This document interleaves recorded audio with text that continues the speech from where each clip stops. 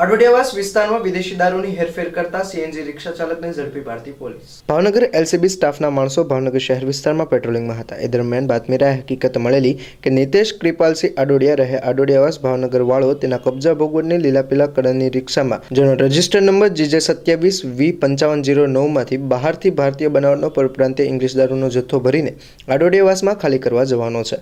મળેલી બાતમીના આધારે વોચમાં રહેતા રજિસ્ટર નંબર GJ27V5509ની રિક્ષા જોવા મળતા તેને ઊભી રાખી તેની ઝડપી કરતા વિદેશી દારૂની અલગ અલગ 780 નંગ બોટલ જેની કિંમત 1,42,800 અને રિક્ષા મળી કુલ 1,92,800ના મુદ્દામાલ સાથે આરોપી નીતેશ કૃપાલભાઈ પરમારને ઝડપી લઈ ગુનો નોંધી કાયદેસરની કાર્યવાહી હાથ ધરી છે।